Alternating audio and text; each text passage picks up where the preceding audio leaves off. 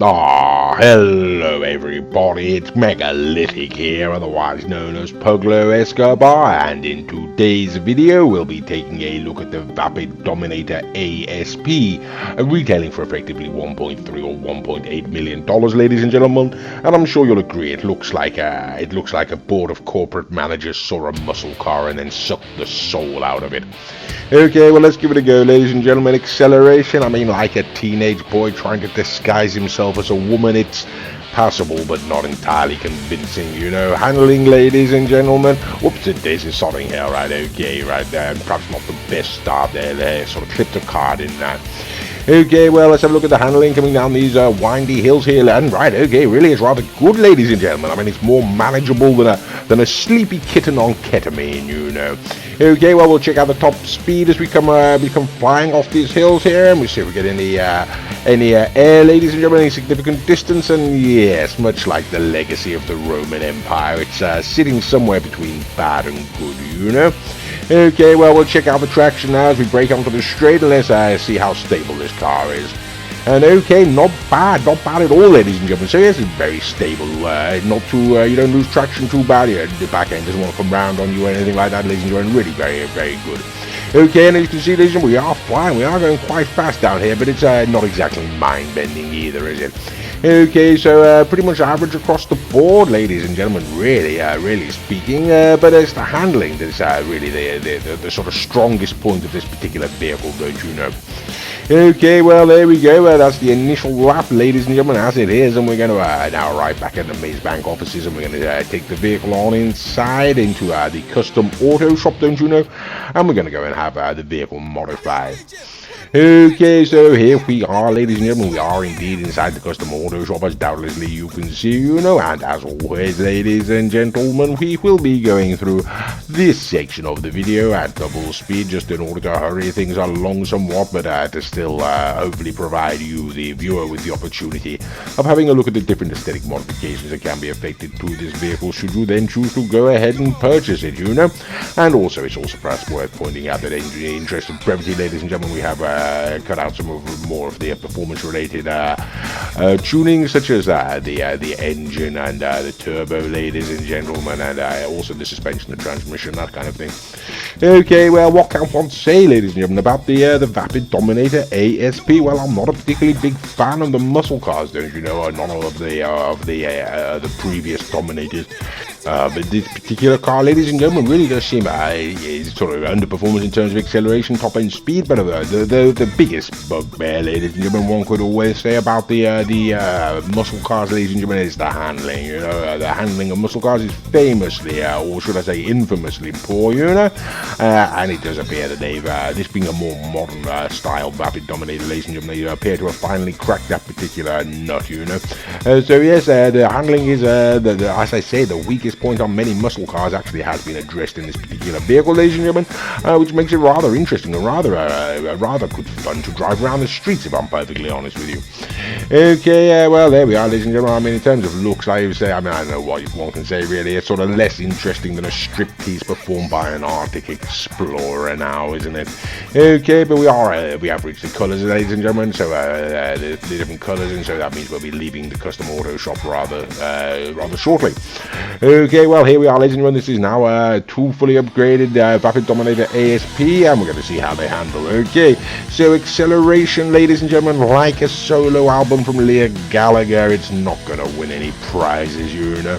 Handling, ladies and gentlemen, as I say, I mean, this is where this car excels. I mean, it's sharper than an Italian in a pinstripe suit, brushing his hair with a razor blade. Okay, and top-end speed, ladies. Right, okay, we'll have a look at the handling coming around here again. There we go, very, very nice. And hitting a sodding car, okay, absolute shame. Like I say, ladies, and top-end speed, though, we discussed the acceleration, you see, we're sort of going there. It isn't really absolutely flying, you know, it's not launching off at any great degree of rapidity, is it? But the top-end speed, ladies and gentlemen, I mean, it's sort of average. It's about as average as an autumn afternoon in Aberystwyth, you know? It's sort of that sort of average. Okay, well, here we are. We're bringing it round, ladies and gentlemen, bringing it round, and that's pretty much the end of the standard lap. And so there we go. That is the standard lap. And ladies and gentlemen, we're going to just continue with some of the tests now. And now, as always, worth pointing out, or perhaps it's not, you can bring it down to the LS Street Meet. Can't be bothered to show you where it is. Put on the low grip tires if you're an absolute fool. The low grip tires, ladies and gentlemen, decrease the I've got the low grip tires. Mr. Raccoon hasn't. We've got identical ASPs here.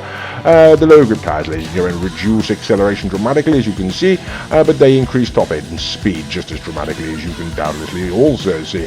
Of course, the fact that they're called low grip tires, ladies and gentlemen, should give you some indication of their grip, and yes, they should be called the no grip tires, I'm afraid, because you're just going to go sliding off, so stay the hell away from them.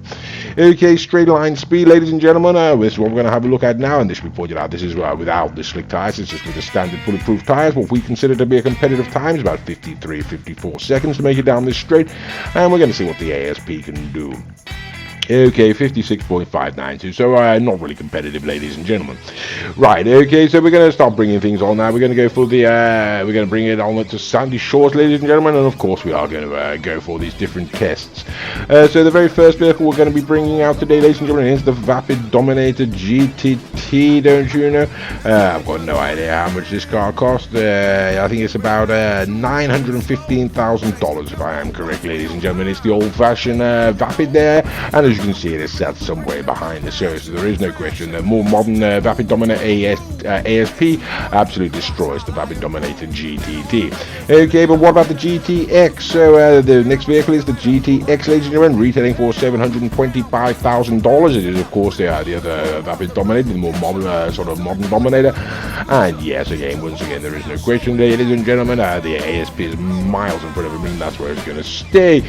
Would it be perhaps also worth pointing out, ladies and gentlemen, all of the other vehicles are being driven by Mr. Raccoon. You know, his name is the Bromby. He has a channel of his own. It is called the Bromby. If you have that on YouTube, then you should be able to go and find it and wind doing that. It's got some rather good videos on there, don't you know?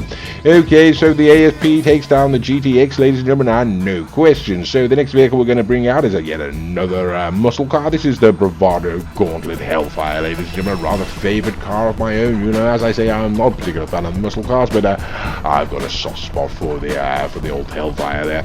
Retailing for a price of $745,000, ladies and gentlemen. As you saw, it was sort of a battle for it to get to the top there, and we are sort of getting around the corner, but it would appear the ASP has got a better handling, ladies and gentlemen, and in fact it seems to have better top end speed there. So I'm not entirely certain, really. Let's have a look and see if he's catching us. No, not really. So perhaps a little bit there. It's very close. It wasn't very close there, was it? Okay, so the very next vehicle we're going to be bringing out, ladies and gentlemen, it is going to be the Emperor ETR1, retailing for a price of $1,995,000. So now we're putting this Vapid Dominator ASP up against a $2 million supercar, ladies and gentlemen. Actually, it could be a sports car, not entirely certain. Either way, it's bloody expensive, ladies and gentlemen. It's the Emperor ETR1, and as it always is, ladies and gentlemen, it's sat behind us and is going across the line last year. It's an absolutely wretched car, the ETR1, ladies and gentlemen. I would not recommend purchasing it whatsoever, not even for a joke, you know.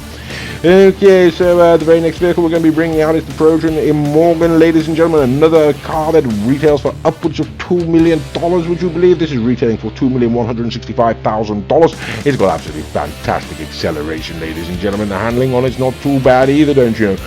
The major drawback with the Immorgan, ladies and gentlemen, is top end speed. And if you watch here, it has sort of got in front of us, and it seems to be staying there for just a moment. But no, when that top end speed starts to kick in, yes, we're going to come flying past it. And the Immorgan finds it hard to win many races, we find, you know. Okay, well, another interesting vehicle, ladies and gentlemen, is the Obey 8F Drafter, retailing at $718,000. It's particularly cheap, really, when one considers, you know, the price of it and the different vehicles out there that it can take down. And as you can see, ladies and gentlemen, it is in fact sat in front of the ASP there. We're getting to the corner. We're going to see if we can get round ahead of it, and indeed we can, it would appear, ladies and gentlemen. And he's up there now behind us as we come down the back straight. But no, the Obey 8 Drafter, like I say, is $718,000 only, ladies and gentlemen. Yes, it's going to take down the ASP, and that really is rather interesting, I'm sure you'll agree. Okay, so the very next vehicle we're going to be bringing out is the Karen Sultan RS Classic, retailing for either $1.3 or $1.8 million, ladies and gentlemen. It has got two separate prices, don't you know, depending on whether you get to buy it now, the trade price. It's got very, very fast acceleration, as you can see, taking to the top of the track there ahead of us, ladies and gentlemen. But it's got shocking handling compared to the ASP, so the ASP is getting round in good order.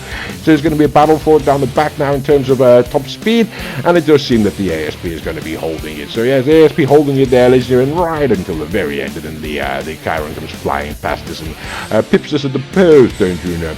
Okay, well, we're going to start to wrap things up now, ladies and gentlemen. For those of you who do not know, for the hosts at home, for the uninitiated, as they say, this is a serious contender, ladies and gentlemen, known as the Benefactor Serrano, retailing for a price of $110,000 only. It can be found on the legendary Motorsport website, languishing towards the bottom of the page.